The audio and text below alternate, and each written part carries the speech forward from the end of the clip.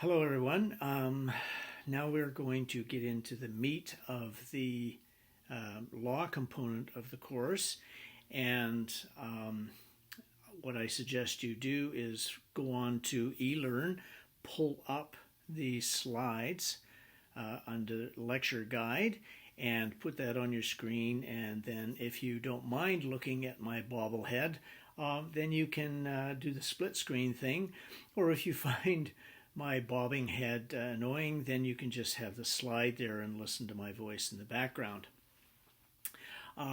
This is NABU, North American Law.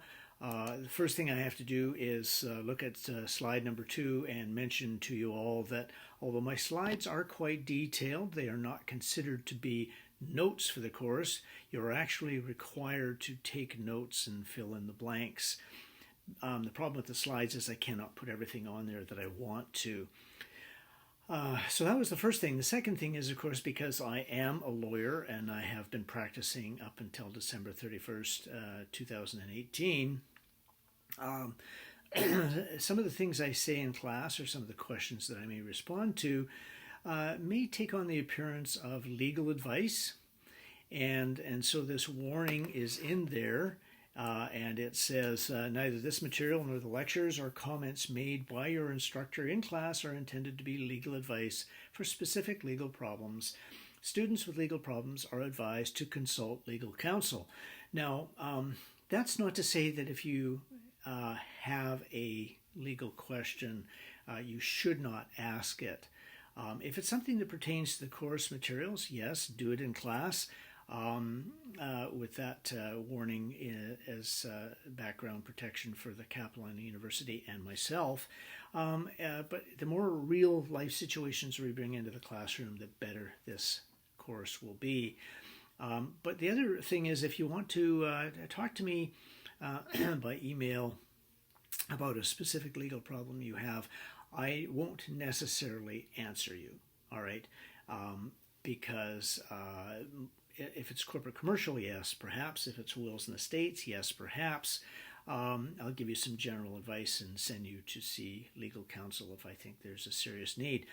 However, if it's something other than that, if it's an immigration problem or if it's a minor criminal matter or something like that, then feel free to talk to me.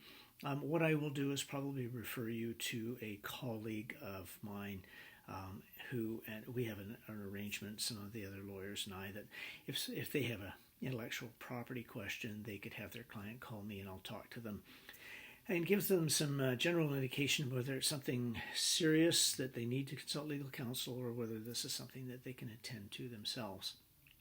So that in mind, let's move on to the course material.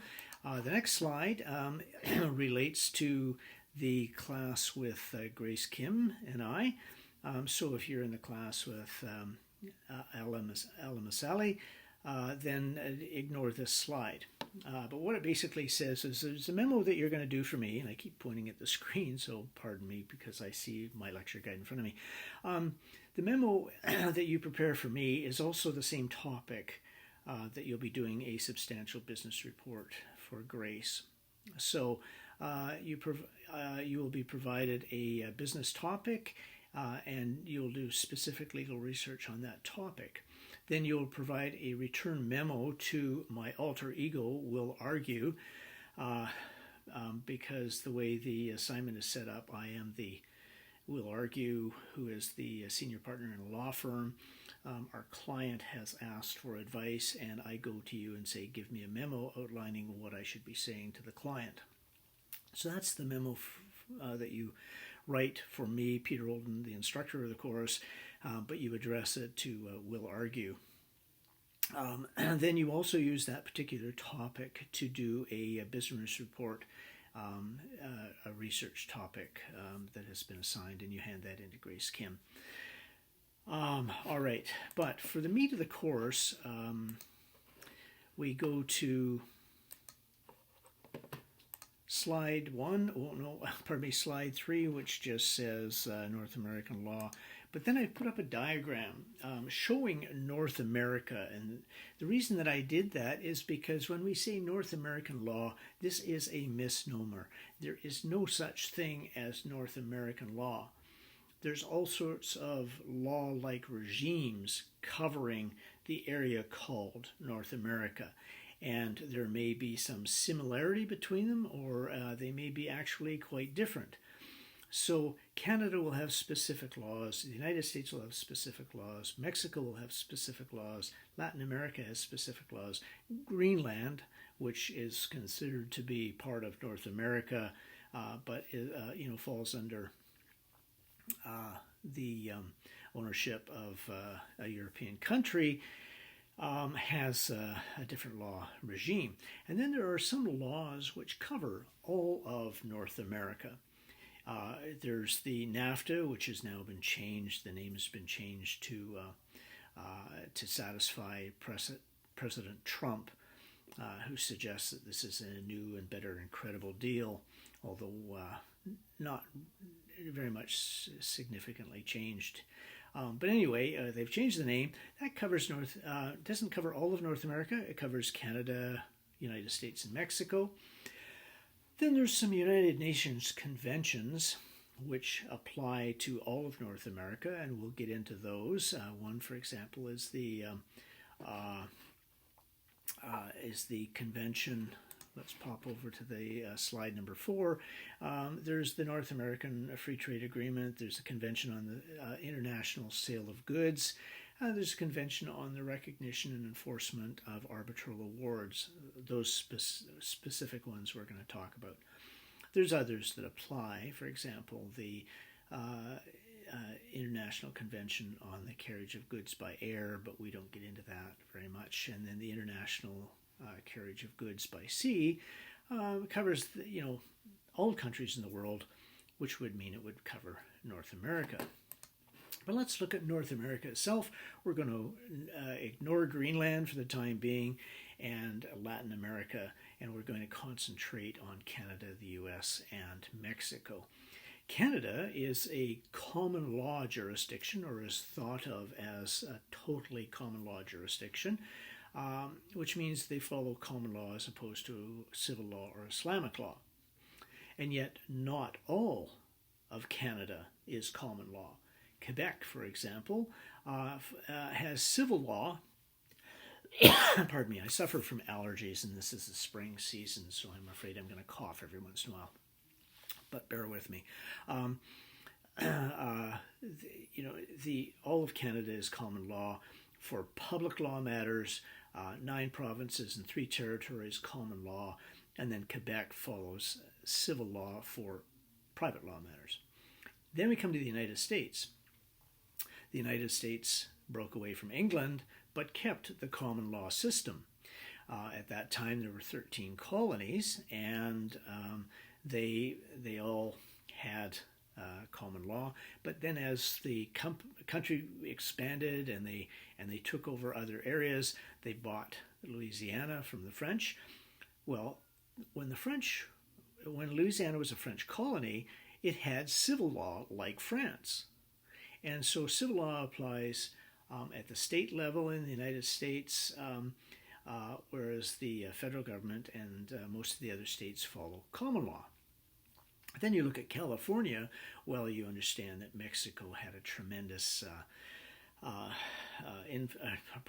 Spain had a tremendous influence in Mexico, and they were pushing up into California.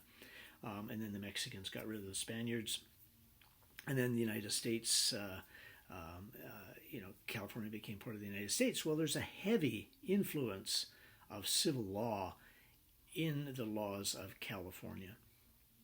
And then you look at Mexico, and Mexico is distinctly different from Canada and the United States. It is a civil law jurisdiction completely. All right, so we're going to take those things into consideration as we look at what is called North American law. So we've looked at this particular diagram, and that shows that Greenland is not part of our consideration, nor is Latin America. what we have to do at this particular point in time, I think, is look at the three main legal systems in the world to understand this difference between common law, civil law, and Islamic law, which the latter does not play a significant role in North American law, of course. So we're going to start off with the civil law. It was a comprehensive set of laws organized into a code intended to spell out all the laws in all situations rather than relying on precedent like the common law system. If no specific section of the code covers a matter, then the court will extrapolate from the closest section. All right? They look at only the code when they make their decisions. Well, where did this code come from? One of the earliest codification of the laws took place in Rome. It was not the earliest. Hammurabi in the Middle East actually codified those laws over there on tablets, but to a large extent, many of the tablets were lost until very recently, apparently. Anyway, in Rome, when Rome was at its height, its empire was at its height, there was a saying that a Roman could go anywhere in the Roman Empire safely. Not absolutely true, but basically they were saying that they had such a sophisticated and extensive legal system which they could generally enforce that it was for the protection of Roman citizens. Eventually, the Roman Empire, for all sorts of reasons, became less strong, and the barbarians in Northern Europe began to push down, and with the idea that they were going to plunder Rome and steal gold, silver, tapestries, burn statues, or break up statues, things like that. Well, as they were approaching Rome the first time, the Pope actually negotiated with them and said, look, what do you want? They said, well, we want money. The Pope said, we'll pay you a whole bunch of money. Will you go away? Yes, they did. They went away. Well, money doesn't last. And so, again, the barbarians later start marching on Rome. By this time, the Pope had enough of this, and I think for a while took up residence in Constantinople, the second sort of capital of the Roman Empire. The advisors to the emperor came to him, and it was Emperor Justinian. Justinian is not named after justice, but rather justice is credited to his name. They came to him and they said, Roman army is not sufficiently strong to stop the barbarians. Rome is going to be plundered. We must take all the wealth of Rome and hide it. They were talking about the gold and the silver and the tapestries and the statues. But Emperor Justinian had a different idea of what was of lasting value. And he thought that the Roman legal system was something that should survive the plunder. So he painstakingly wrote out all the laws of Rome. Up until then, it had all been verbal. And he wrote it out into, you can see on the slide, a picture of the Corpus Juris Civilis Romani. And that just means corpus, body, juris of law, civil law for Rome. So he painstakingly wrote them all out, and he took the scrolls and he hid them in monasteries. The barbarians plunder Rome, they take the gold, the silver, they burn the tapestries, they break the statues, and off they go. So the scrolls, however, survived. And the monks in that monastery began to study the scroll. And they began to duplicate it and send copies to other monasteries around that area and all over Europe. And the scrolls also wound up at universities. In those days, you didn't go to university to take a course, get a degree or a piece of paper of some kind and go out and get a job. You went to university for life. And by that, what I mean is you would go there and you would spend your total life actually learning and studying, and the idea was to expand knowledge. Okay. So the universities were looking at these scrolls too, and so they became widely dispersed. When Europe began to form into states, a lot of these laws began to show in the laws of those various states. Along comes a fellow by the name of Napoleon in the area called France, and Napoleon decides that, like the Romans, he's going to conquer the world. He didn't do quite as well, but he did pretty well. And all those places that he conquered, he would bring in the code that France was using, developed actually by him, called the Code Napoleon. Well, he thought of himself as a bit of a legal jurist, and his best friend was a legal jurist. So the two of them together wrote this code. And everywhere that he conquered, he would bring this code. And when he had the code, it would bring order to the legal system in that particular area. Well, eventually, Napoleon meets his Waterloo, and he's defeated, he's exiled, and these various areas said, boy, are we ever glad to be rid of him. However, the code worked really quite well. But Germany, for example, could not keep the Code Napoleon as their laws, and so they redrafted it and they called the Germanic Code. And France did the same thing. They got rid of the name Napoleon, as did other areas in Europe. And it sounds as though all code jurisdictions are therefore very, very similar. Not necessarily the case. For example, France was going through the French Revolution, and there was this laissez-faire attitude. And so their French civil code at the outset was more of a living, breathing document that could be easily changed and interpreted. Whereas in Germany, the Germans said, this is the code, the Article 1 says this, that is very clear, and that's the way it's going to be. So theirs was very strict. And yet there was a great deal of similarity between the codes, and that relates to its development. You have an article that outlines a legal problem. If you have that problem, then you name that article, you go to the courts, and the judges make the decision based on the wording of the article only. No reference to precedent whatsoever. In a civil law court, if you said to the judge, well, last week down the hall, your brother judge made a similar decision, and that would be helpful in interpreting what you should do, the judge would say, I'm sorry, what are you talking about? Okay, I look at the article only. The sort of falsehood behind that is, while that judge looks at the article and makes a decision based on the wording of that article only, the judge is more than aware of the other cases that have taken place, and so takes that into consideration, but indirectly, okay, and they would never admit it.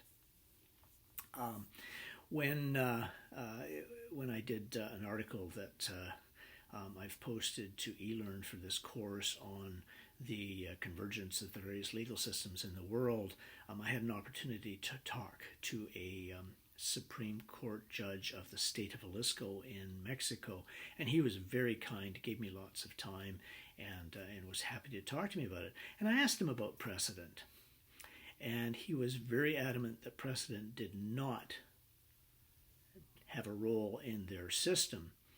And yet, later on, when we talk about that article, you'll see that, in fact, they do take precedent into consideration, and it's almost like they just don't talk about it as being precedent. But for the most part, they refer only to the code. If there is no section that is exactly on point, then they extrapolate. They find the closest section and they say, well, we'll use this one to take care of this matter. So much so that when I was talking to the judge in Jalisco, he said that no one ever comes to court and is refused a hearing if they have a legal dispute. Unlike the civil law, the common law system, for example, where you have to have what's called a cause of action, a recognized reason by the law that you have the right to come to court. So I have been defamed, I have a cause of action. You have breached my contract, I have a cause of action. And there actually have been some situations where judges have said, you do have no cause of action, ergo your case is dismissed. Okay, so that's how they apply the code. It's an inquisitorial system, which comes from the Spanish Inquisition. And what that means is that everyone in a criminal matter thinks you are guilty. The judge thinks you're guilty. The prosecutor thinks you're guilty. The jury thinks you're guilty. The people in the audience think you're guilty. The clerk thinks you're guilty. The only person who does not think you're guilty is your own lawyer. All right? And so the judges in the inquisitorial system actually called witnesses, questioned the witnesses, questioned the accused, and very much got actively involved in the trial. And that's completely different than our common law system, and we'll get into that a little later on. So you have this situation where it's inquisitorial. In the criminal matters, you're guilty until proven innocent, and that puts a very high onus of proof on the accused, and they do not look at precedent. So that's a civil law system. It covered all of continental Europe, and then those countries had colonies all around the world. Those colonies inherited the civil codes. Mexico, for example, which is important to the North American law discussion, was a Spanish colony.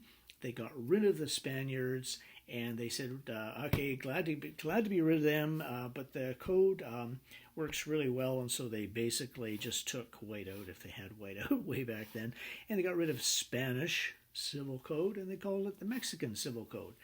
It has, of course, since that date developed and been amended, but the system remains the same: guilty until proven innocent, inquisitorial system, no reliance on precedent. So that's the civil law system. Now, commerce, in the article Convergence of the Main Legal Systems, commerce has been the driving force to get some commonality between all the legal systems of the world, because business people want certainty, and they don't recognize borders. They just want to make a profit. They want to get products onto the market. And so while Europe was developing this civil law system, the business people were saying, okay, sure, that's public law. That's, criminal matters and, arguments with the state and things like that. But as far as we're concerned, commercial matters, we want to have our own rules. And so there was something developed called the Lex Mercatoria, or the mercantile law, were common commercial rules and procedures used throughout Europe in the Renaissance, and it developed an international body of generally accepted commercial rules that transcended national boundaries. And I've got a picture of the Southampton court records. It's called the Common and Pie Powder Courts of Southampton.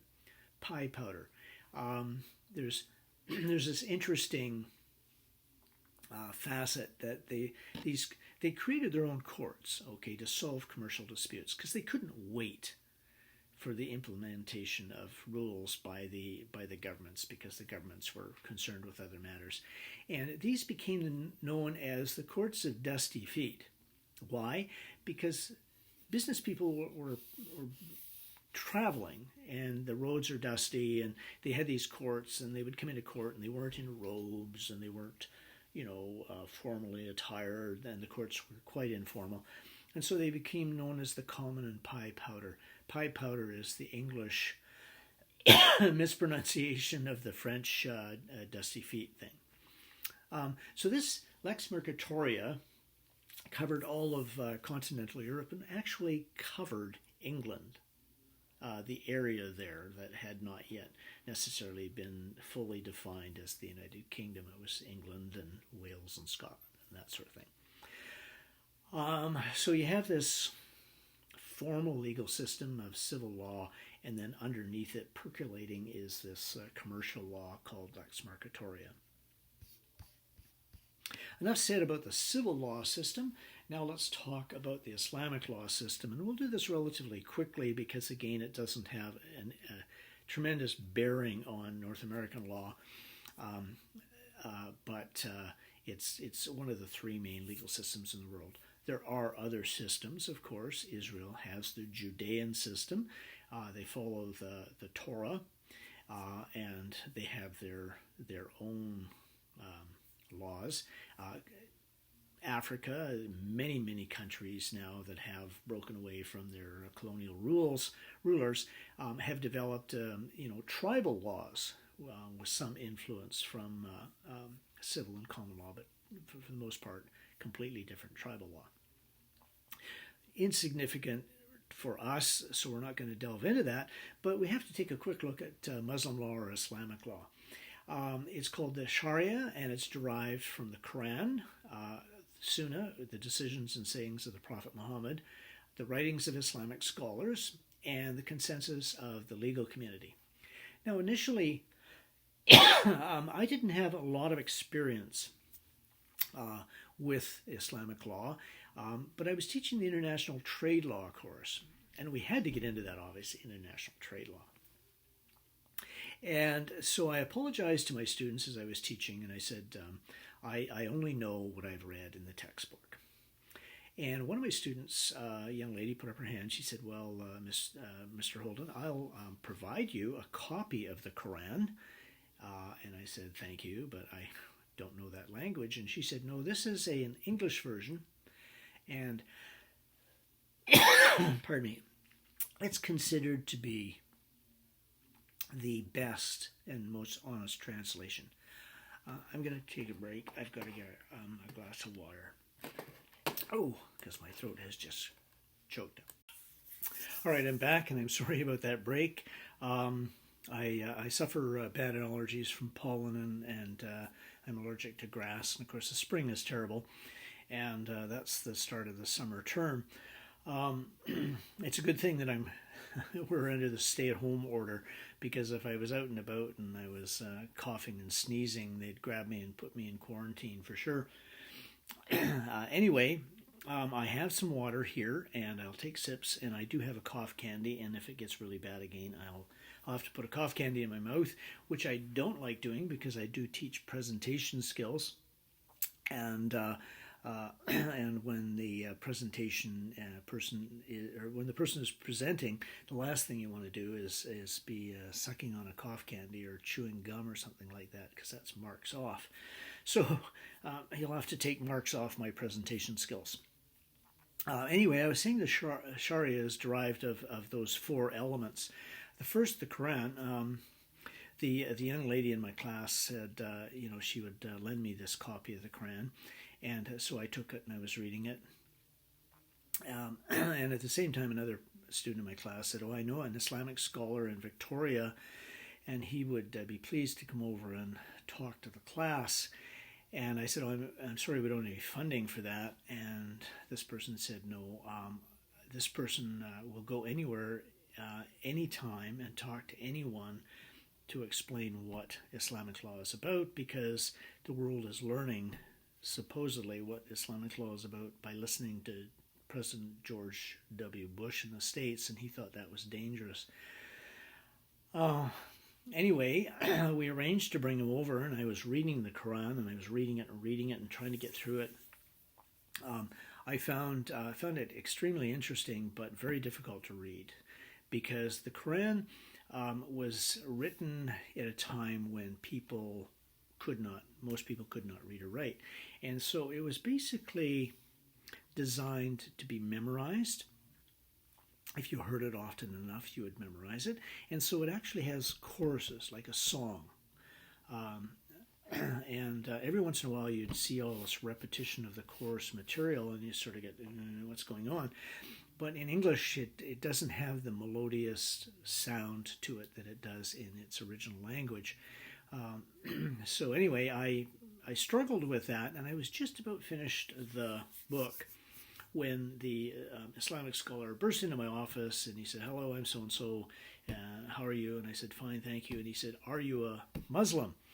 And I said, well, yes. And he said, "Oh, right answer, but why would you say that?"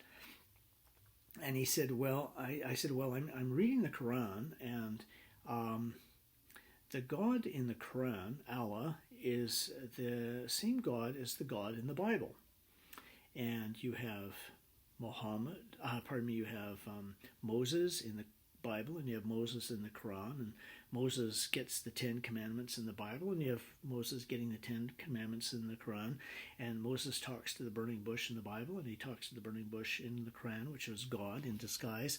And I said, so it's the same God. So obviously, if you believe in God, then you are a Muslim. And he said, "Okay, again, right answer. Let's go and talk to your class." Now, I should step back and say that I don't necessarily believe in God. Okay, I'm up on my soapbox right now, just to give you my personal opinion, in case you are an atheist in my class and go, "Oh, the professor is a Christian or a Muslim." My attitude is that we could argue whether there is a God or isn't a God until the cows come home. And you would never be able to convince me that there is a God, and I'd never be able to convince you that there isn't, or vice versa. And you're never going to find out until you die. So my attitude is, well, that's great for theologians and other courses at university. It's not for me. I don't want to waste my time on the issue. I'm going to live my life and be the best person I possibly can. When I die, if there is a God, hopefully I've been good enough that I get into heaven. If not, I'll be down in hell with all my friends. That's a joke. So if there is a God, then okay. But if I die and there isn't, then I haven't wasted all this time worrying about it and debating about it. So that was the answer I gave him because it raises the point that, gosh, what are we fighting about? Well, we're not fighting about religion. We're fighting about oil. Okay. And apparently yesterday, the price of oil dipped down below zero. So an empty barrel is actually worth more than a full barrel of oil, thanks to COVID-19. Anyway, enough said about that, but getting back to the Islamic law, so this person came into my class, and he addressed the class, and he talked about the Quran. Well, if you look at the Quran, which we'll a couple of sections in a minute, very clearly there is some law in there. And then the Sunnah, the decisions is the same of the Prophet Muhammad. I was corrected by one of my students not too long ago because I said Muhammad talked to Allah. In fact, he never talked to Allah. Apparently, God only talks to Vice President Pence in the States. At least that's what Pence says. But anyway, God did not talk with Muhammad. He appeared in Muhammad's nighttime and daytime dreams, and gave him instructions. And then the Prophet Muhammad went on and told the people what Allah told him. Then there's the writing of Islamic scholars. People interpret the Quran. And here's where things get off the rail a bit, because there are always people who will take something like the Quran or something like the Bible and they will twist it to advance their own political agendas. Osama bin Laden, the Taliban, ISIS, and that sort of thing. And they can get away with that because a lot of people can't read or write or have access to a Quran and have the time to actually read or write. So they can say these things with impunity. And people believe what people in authority say. I mean, look at, 38% of the people in the United States actually believe President Trump. It boggles the mind. But anyway, that's the problem. And so when you have an Islamic scholar saying the Quran says, "O ye who kills an infidel, you will sit on the right hand of Allah, and you will have milk and honey and 72 virgins." It doesn't say that in the Quran. Okay, it doesn't say that at all. And what it does say in the Quran, it does say that, "O ye, if we are attacked, kill the infidels." That's all it says.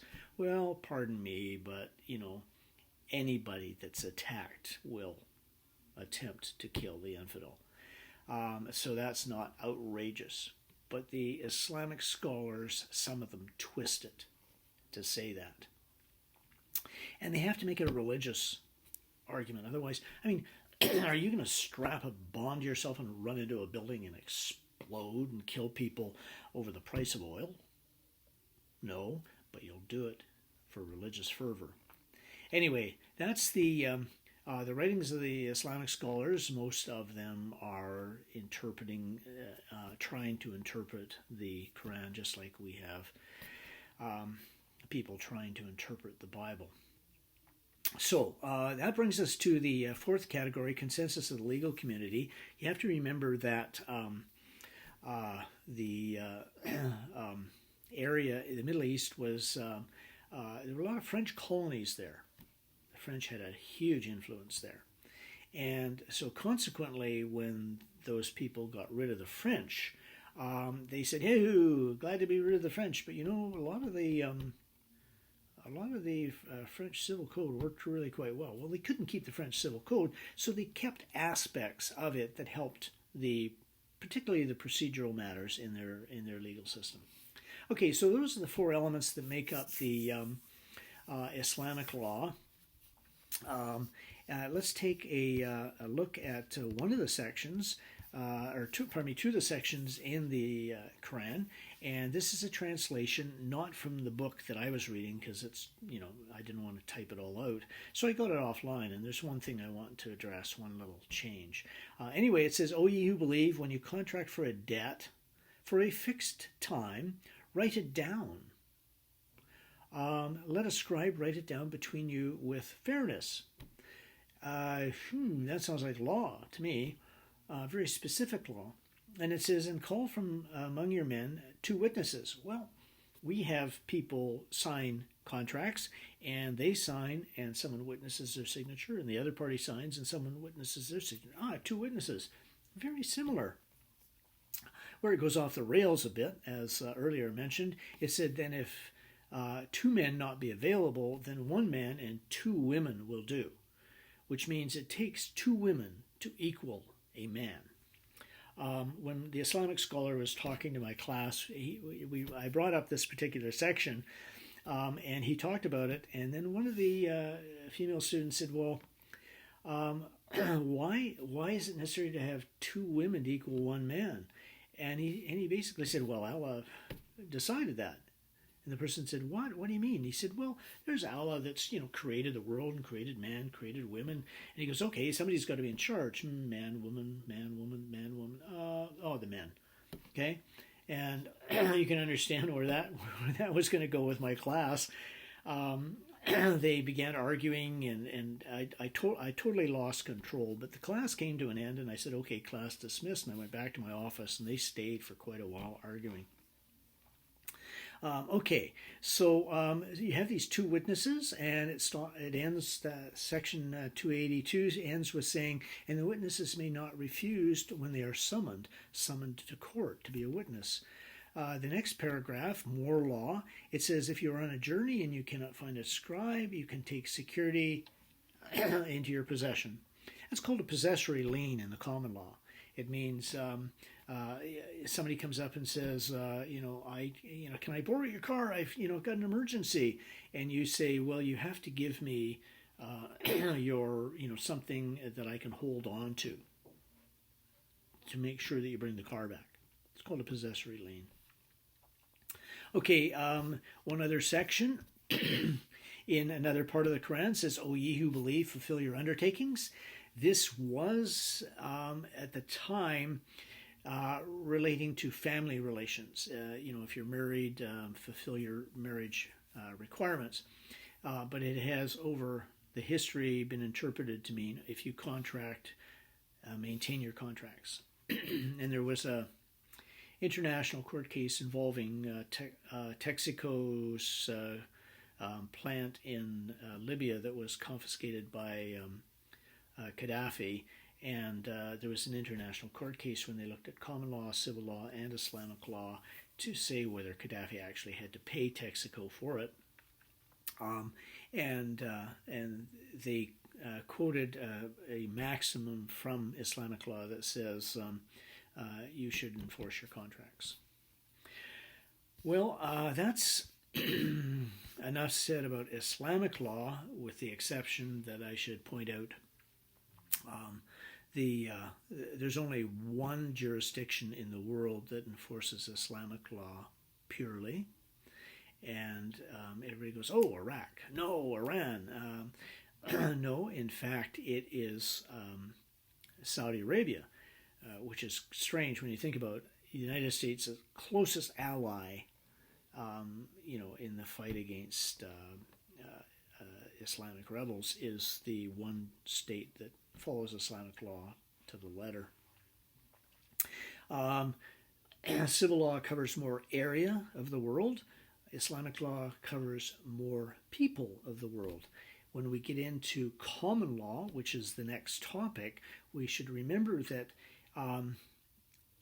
had it not been for the huge English empire and the commerce related to it, and then subsequently the huge international monetary influence of the United States, common law would be insignificant.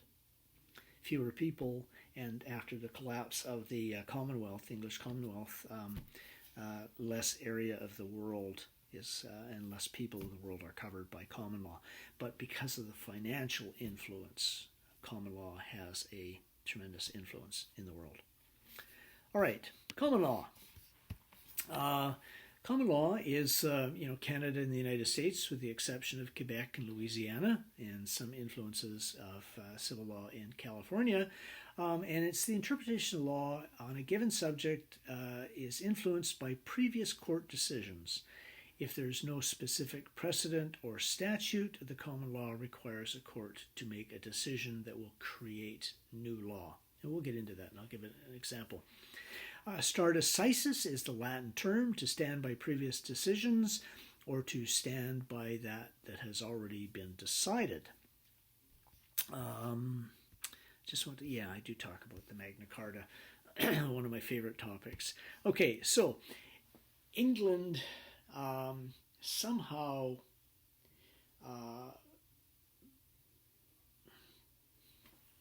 stopped the influence of civil law by Rome, because after all, you remember Rome conquered the lower portion of the British Isles. And so you would expect that civil law would have been enforced in England and stop the development of the common law. So I am at slide, let me just look here, 13? No, 14. Sorry, slide 14. And I've listed 5 historical events there, and I like to throw in history because, here's the legal system, but it is the law wasn't just there. It developed, and it's continuing to develop. Okay, and so how did it happen that England became the birthplace of common law, and how did it resist the influences of basically the rest of the world? And there were 5 key historical events. And this is a good place to stop for 1 second and talk about my exam. I have usually 3 parts to my exam. The first part, I have 15 terms and 18 definitions, and it's worth 30 marks, and you match the term, the best term, to the definition, and then you get 2 marks. Okay, I give 18 so that you can't get the last one by ruling out the others. Now here I don't ask for you to memorize definitions. I ask you to understand definitions.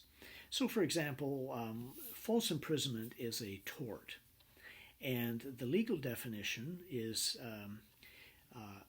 really quite long and convoluted. False imprisonment is intentionally and without lawful justification subjecting another person by the total restraint of their movement, either by actively causing their confinement or from preventing them from leaving the place in which he is.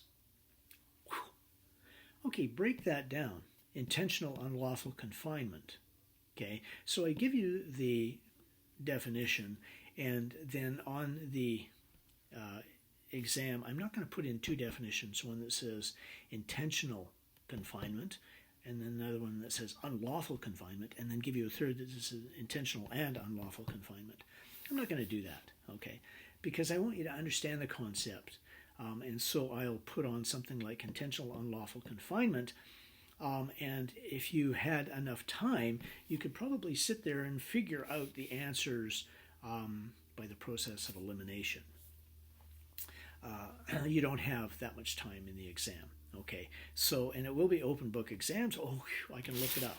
So you just, take a textbook, for example. This is the textbook for my law course, and you go, okay, let's see, page 1, here it is, 116, and it's there. Oh, there's false imprisonment, intentional unlawful confinement. Okay, you don't have time for that. Okay, so for part A, how I think you should prepare for it is do those index cards, which I talked about in the introductory lecture.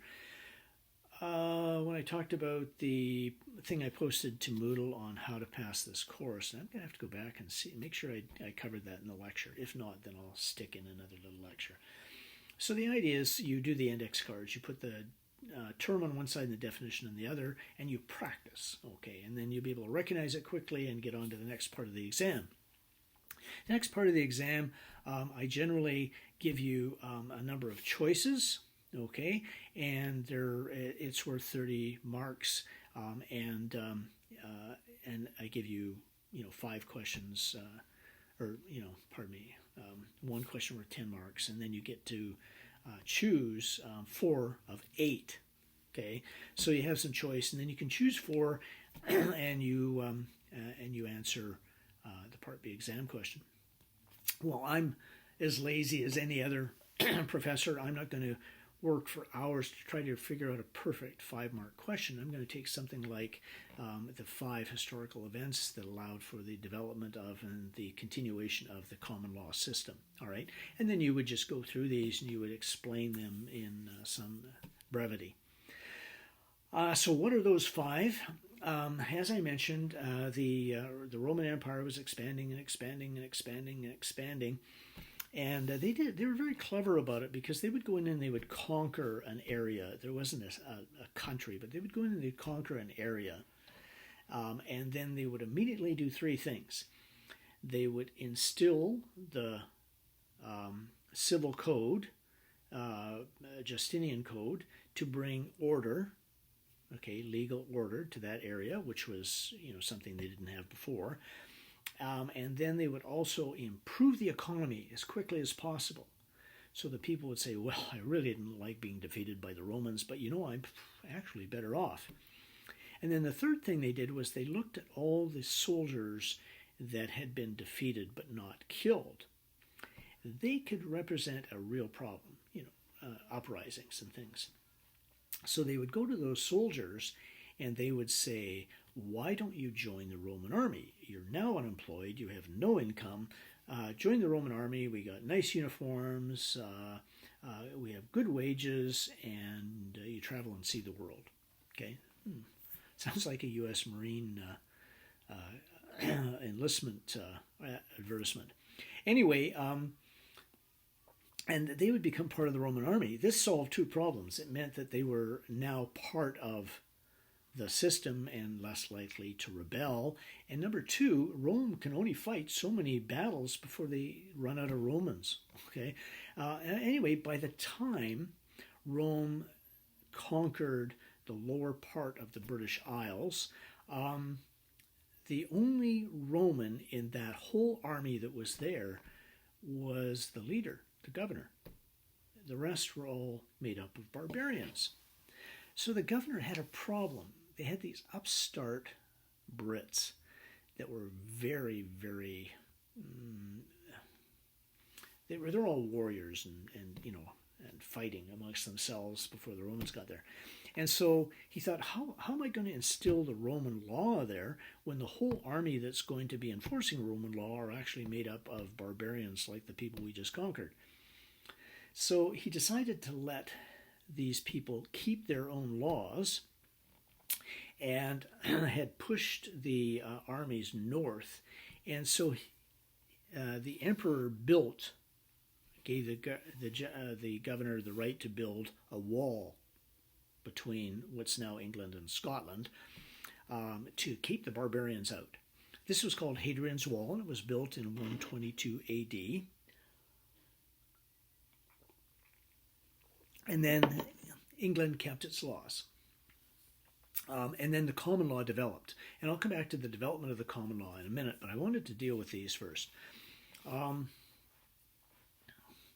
Then in 1215, eventually, Rome collapsed and the governor leaves. There were kings, and eventually there was one king of England, and it was, just let me go ahead here. There we go. Okay, King Richard. Signed the Magna Carta. Why would he sign a document giving freedoms to the people? Well, he needed money and he was taxing the barons. And he wanted to fight a war and he needed soldiers and he needed the local citizenry to become the soldiers and he needed money. And the barons had had enough. They said, no, we're overtaxed. And so they all rebelled. There was about 83 barons in the area. They all rebelled and they marched on London. And they said to the king, we will pay your taxes and we will provide soldiers for your army, but you are going to sign the Magna Carta granting us freedoms. He didn't want to do it, but he had no alternative. So in 1215, he signed the Magna Carta. And the Magna Carta looked like this. It was handwritten. There was something like 83 copies original, one for each of them, just like you do with a contract now. I have a copy, you have a copy. And it had the King Richard's seal on it. King Richard or King John?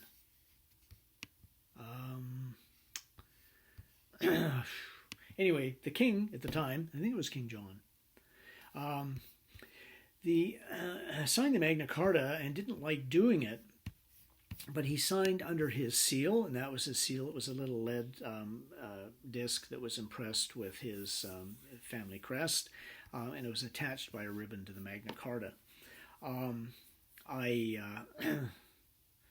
feel very strongly about the Magna Carta, and because I was a lawyer, a year and a half ago when my family, pre-COVID-19, went on a trip to Europe and wound up in England, we all wanted to see the Stonehenge, and we all wanted to see Buckingham Palace, and we all wanted to see Hadrian's Wall, and we all wanted to see the White Cliffs of Dover and the cathedrals.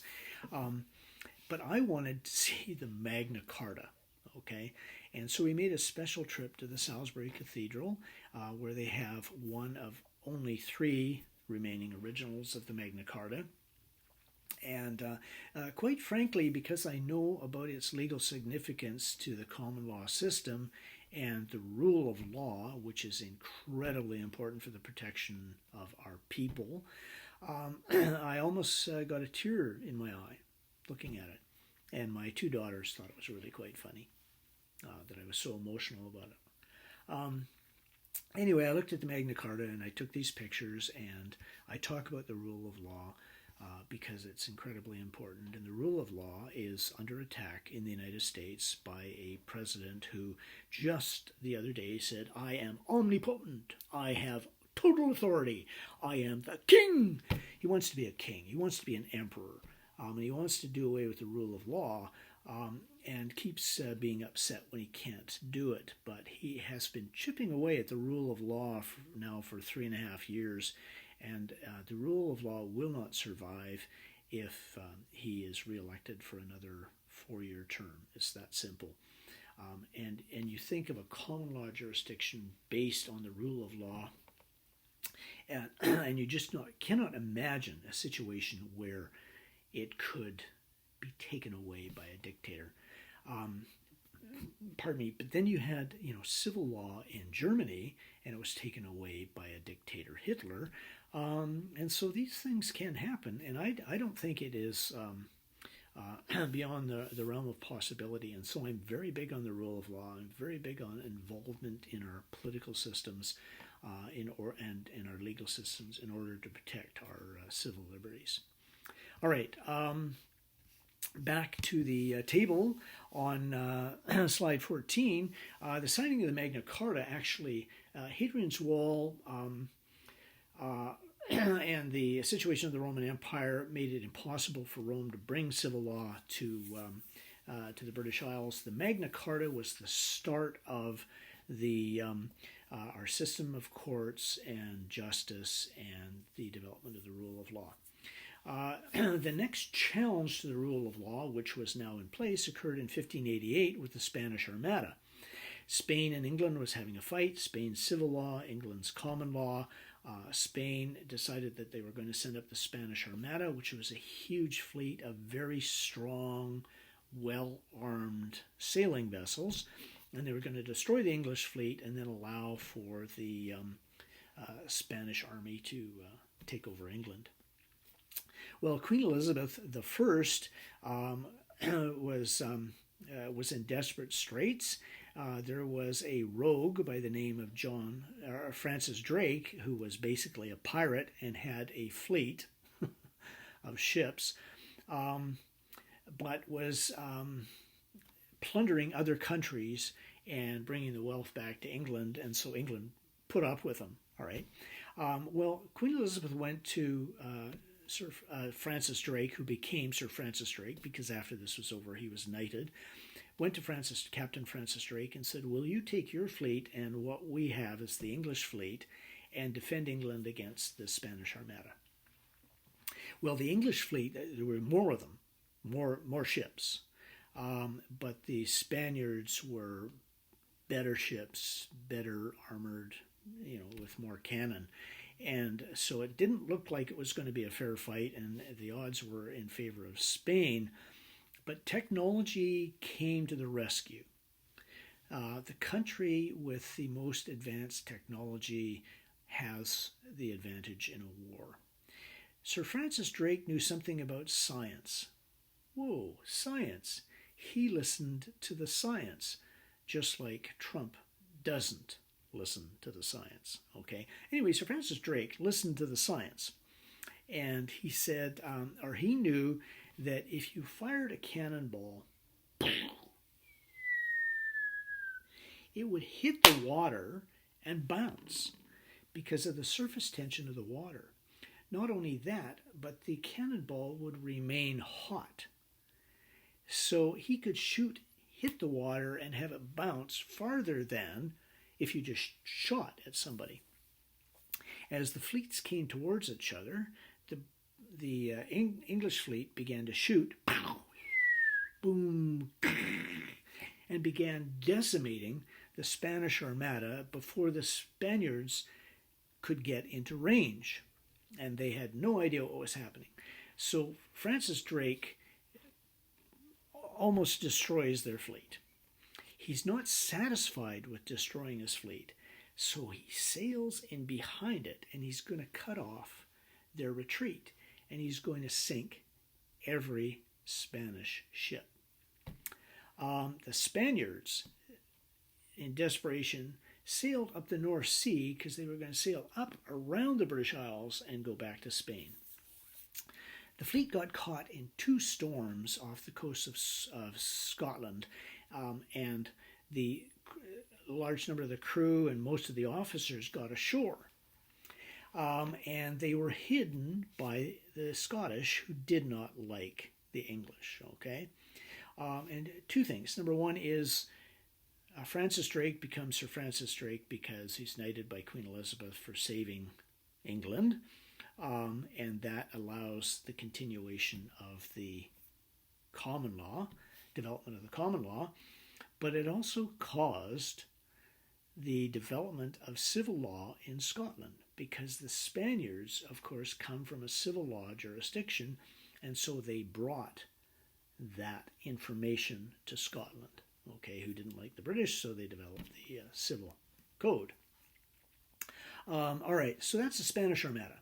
The next people to try to destroy England is Napoleon, the French, okay, another civil law jurisdiction.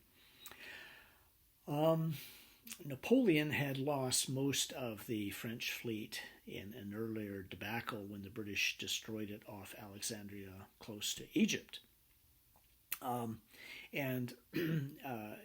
But eventually, as Napoleon was conquering countries in Europe, he was building up the French fleet, because what he wanted to do was destroy the English fleet, allow his soldiers to land in England and take over England.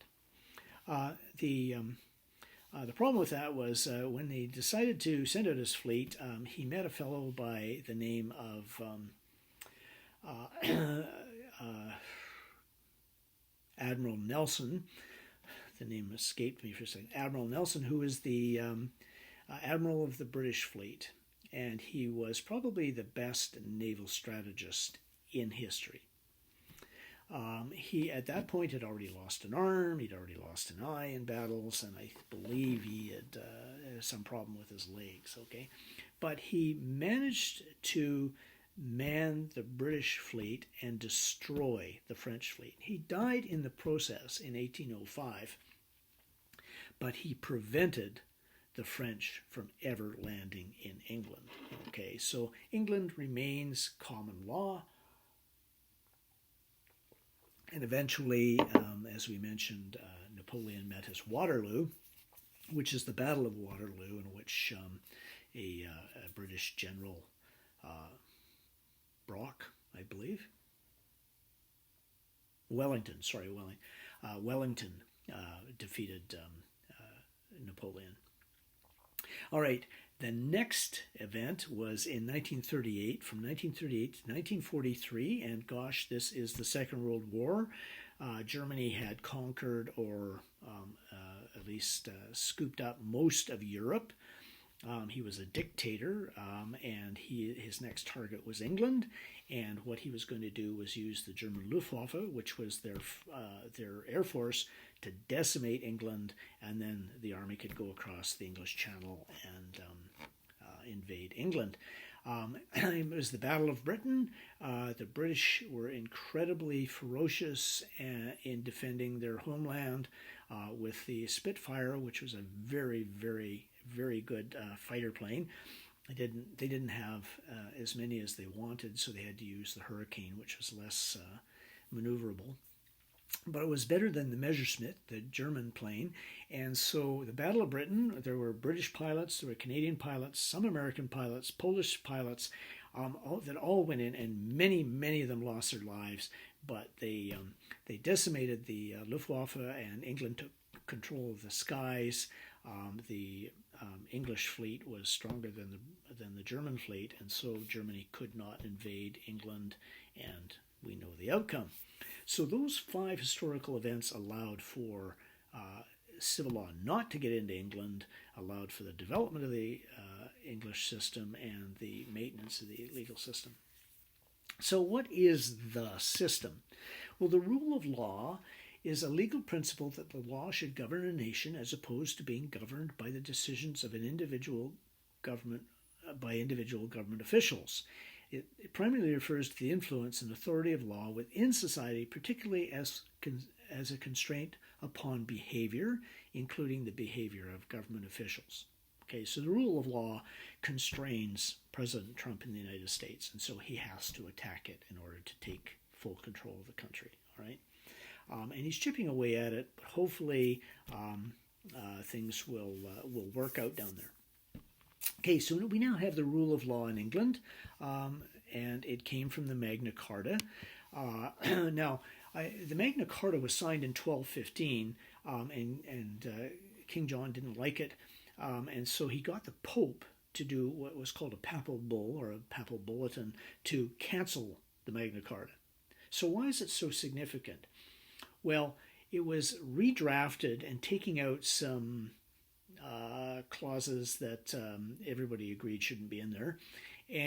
But the main clauses, the one that grants a court system and the rule of law, remained because it went through 2 apparent amendments, but the Magna Carta, the underlying legal principle of the Magna Carta, continued through. One section says no freeman shall be taken or imprisoned or disseized, which means seized or exiled or any way destroyed, nor will we go upon him or send upon him except by lawful judgment of his peers or by law of the land. So otherwise, juries or judge can take away people's rights and put you in jail. To no one will we sell, to no one will we refuse or delay right or justice. Bingo, okay? And then there was another section which I don't think I've put in here, and I am going to put in a new slide, all right? Because it's in my BADM 107 course. And in that section, which will be in there, and it will be slide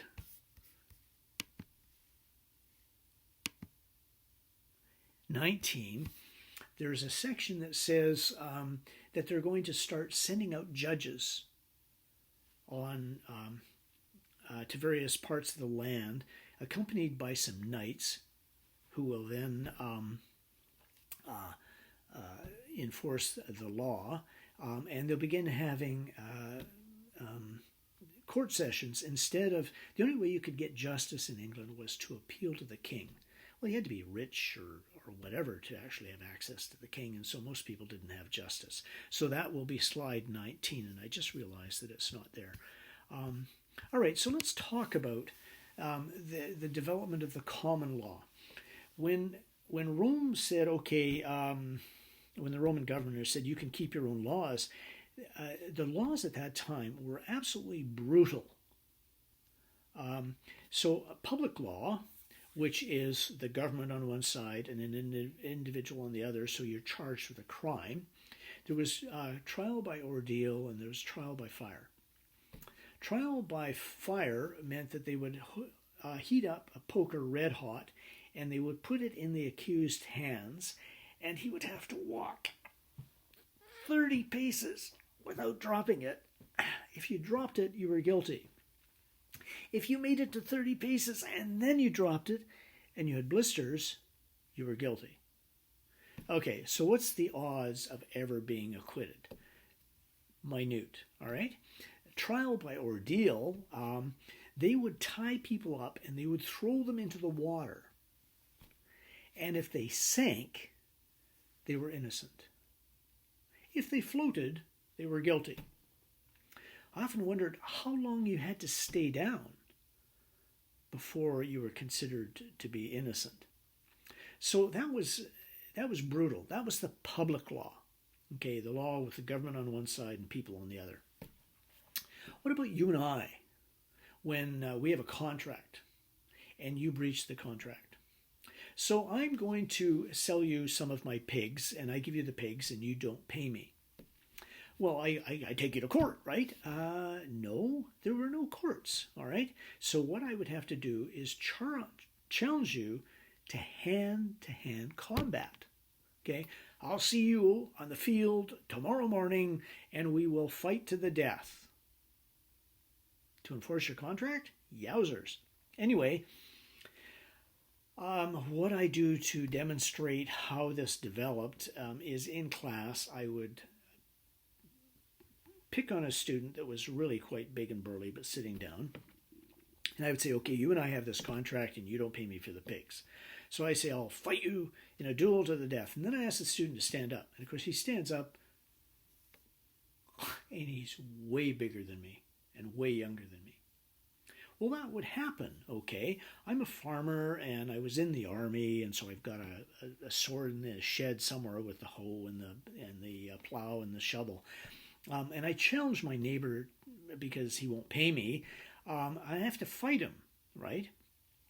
And so I would go into my shed and I would look around and, there's the sword, a little rusty, but that's okay. And I bring it out and I go, it's heavier than I remember. But then I'm a little older than I used to be and out of shape. I look over there and there's the other student. So let's call him Bob. Okay, so there's Bob. He gets out his sword and he goes, and I go, uh-oh, there's no way I can fight this guy. So what do? I look around.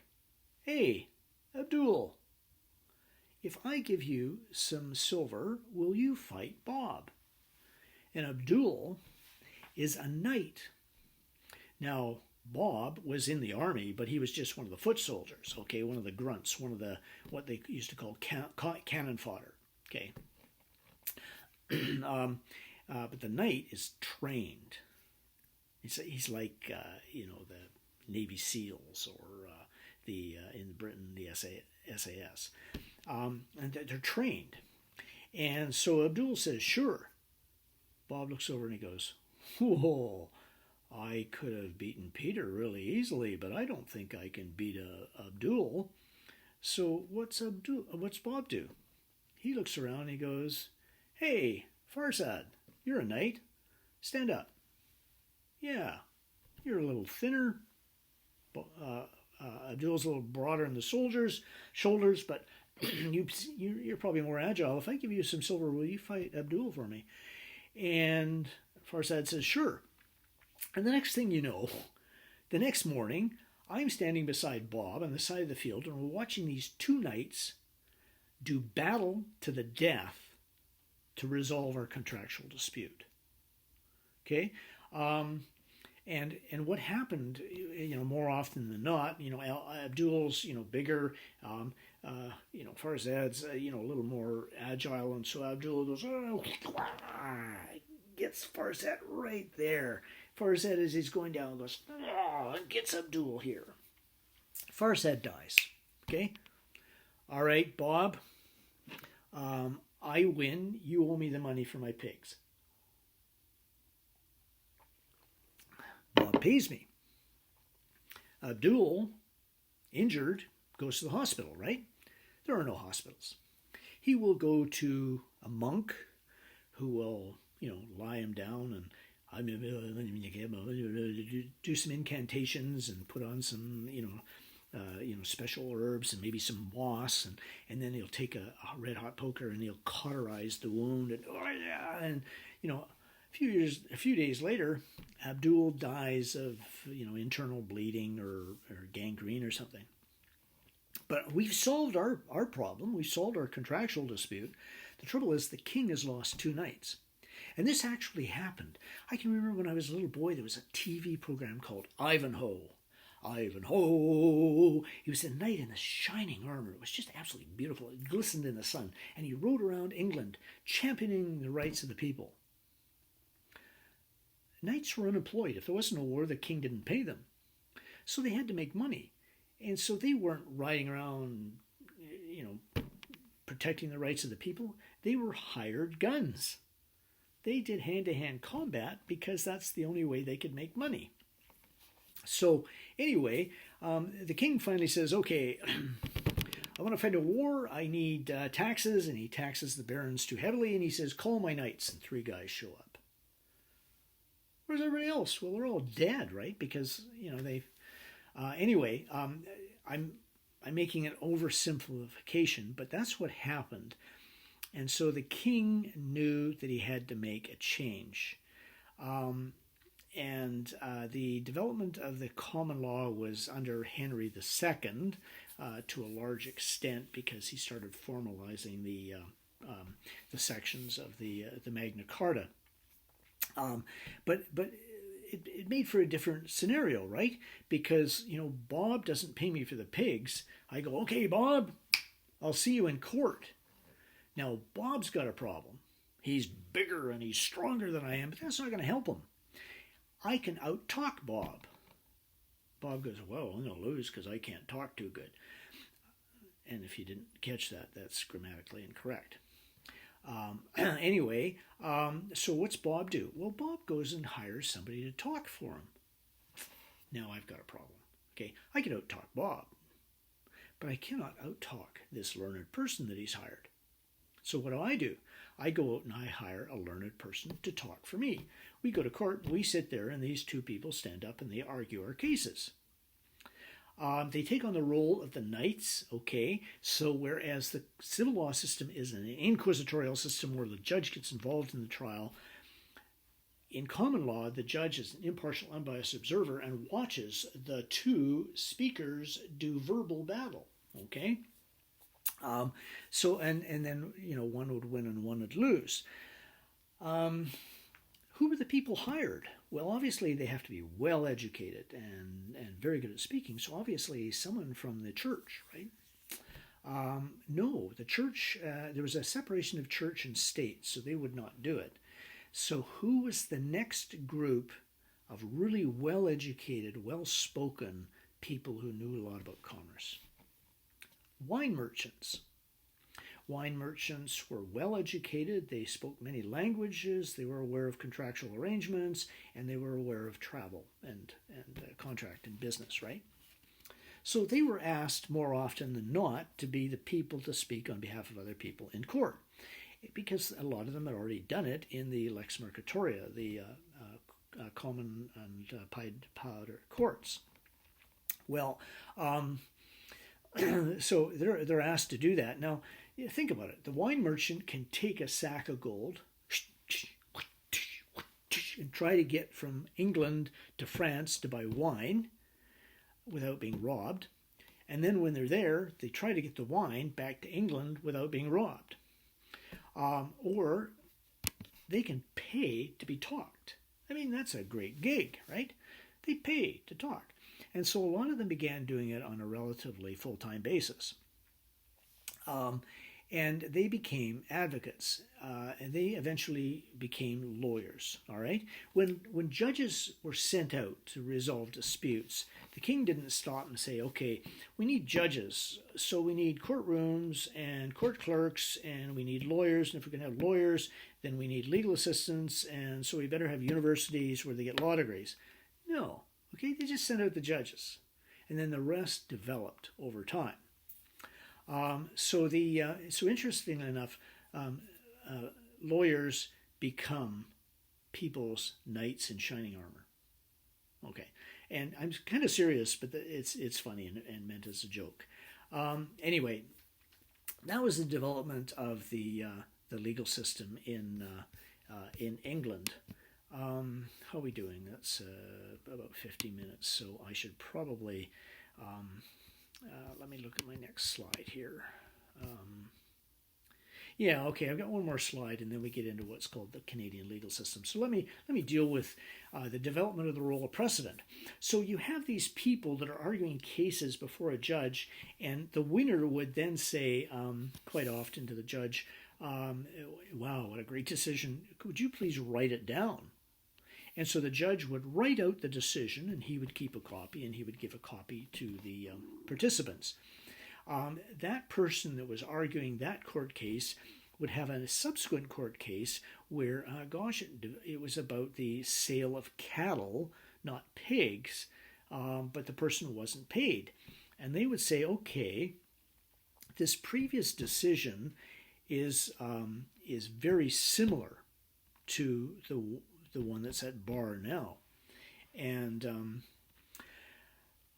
so I'm going to argue my client's case, and then I'm going to show the judge this other case and say, this may help you in your decision because it's a decision of your brother judge.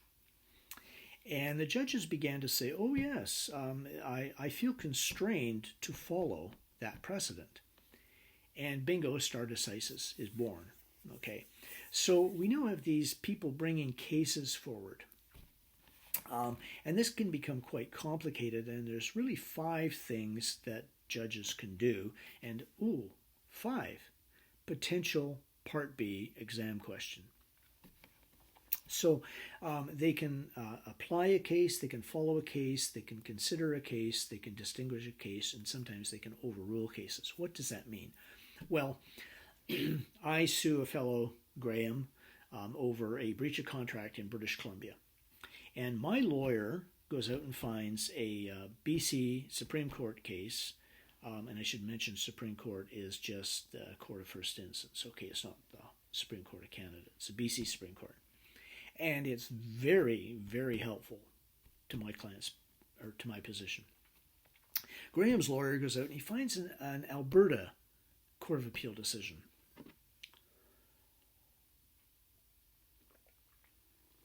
Whoa, Court of Appeal, higher court. Oh, different jurisdiction. Okay. So when the judge goes to make his judgment or her judgment, he looks at these cases and he has to deal with them. Because if he just ignores them, then it's an error at law and an appeal will result.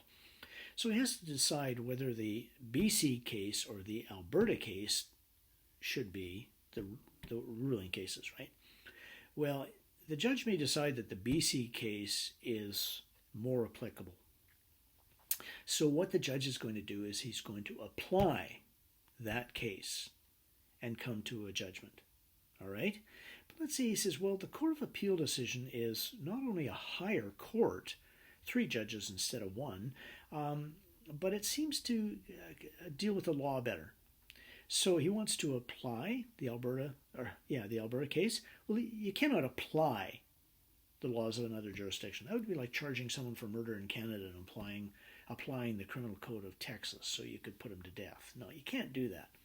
So, but you can, as a judge, follow a decision in another common law court from another jurisdiction. So you apply BC law, but you can follow the law of another jurisdiction. All right. The third thing considered is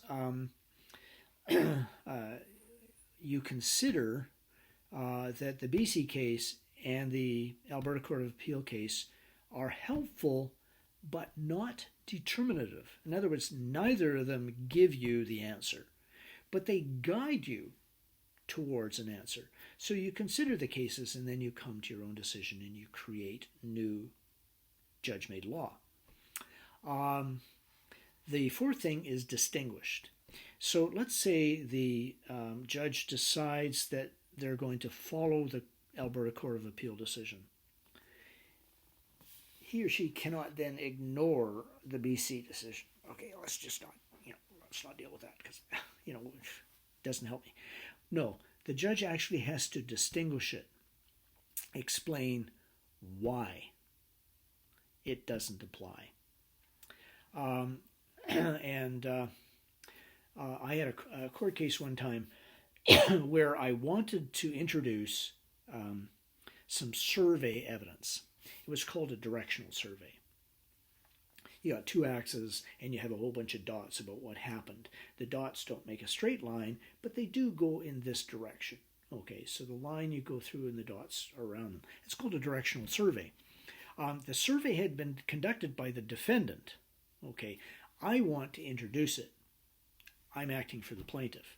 The problem here is that in order to introduce survey evidence, you have to have an affidavit from the company that did the survey.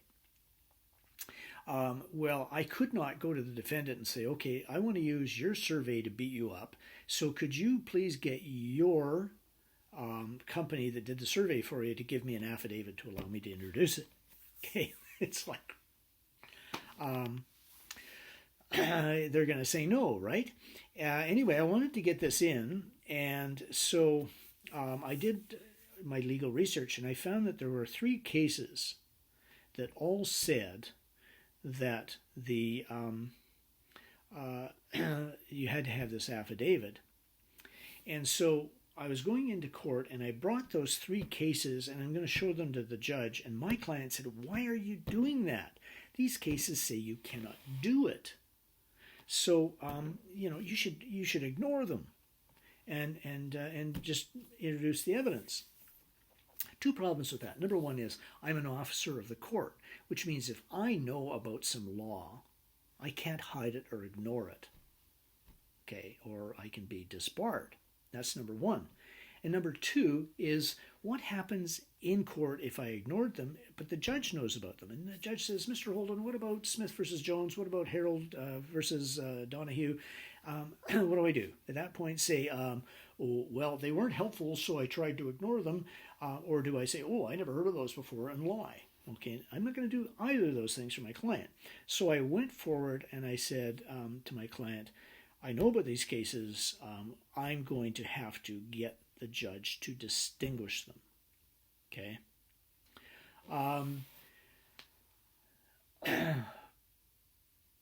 When I did that, what I said was all 3 of those cases said that if the defendant wanted to introduce the survey evidence, they had to provide an affidavit.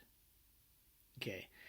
But it didn't say if I wanted to introduce their survey evidence, I needed to provide an affidavit of the person that did it.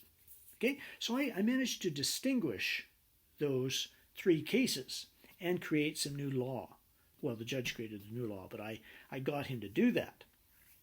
And I also strategically, in the materials I was filing with the court before the actual trial, I introduced the evidence. And the survey was very helpful to us, but there were other aspects, parts of it, which sort of helped their case. And so when I introduced the evidence, they introduced their survey evidence to try to counter what I was claiming. Well, when I got to trial, I said, number 1, those 3 cases that say I need an affidavit can be distinguished because it says, the person, if they want to introduce it, they have to provide it. So I can mention it, and then if they want to claim that the survey was wrong, then they have to get their company that they paid money to say it's wrong, which they wouldn't do, right? And also because they had used it, then I would say, and besides, my lord, I should be allowed to refer to it because they've already referred to it, so it's part of the trial. So I actually created new law, but I had to get those 3 cases distinguished. Okay, so that's what the judge does. And if the judge fails to deal with the case law, then that's an error at law. I had another small claims court matter where I brought some cases forward, and the small claims court judge made the worst decision in the whole world, made all sorts of errors at law, made all sorts of errors in the fact, and we got it appealed. In the appeal, I said that the judge failed to consider or distinguish my cases and just made a decision for the defendant. And we won on the appeal, right? But the failure of the judge to deal with them means it's an error at law. All right, so that's 4 of the categories. The one that does not happen very much is when every once in a while a court will make a bad decision. I mean, we're human, right? Everybody makes mistakes. So the court makes a bad decision. It doesn't sort of, disappear because it's bad. It becomes precedent, and that bad decision can actually create bad results later on. England made a bad decision. It was used as precedent in Canada to make a bad decision. England eventually overruled that decision. And a subsequent court case, the judges said, no, that is wrong. It was wrongly decided, and they made a new decision. We had to wait for years in Canada and a number of lower court cases where the bad law was applied in Canada before one person was sufficiently well moneyed that they could actually go to the Supreme Court of Canada, and we overruled in Canada that bad decision. Okay, so that doesn't happen very often. As a matter of fact, I wrote an article, a paper at law school about that, and I found that generally these decisions go to the Supreme Court of Canada, and there were 3 bad decisions.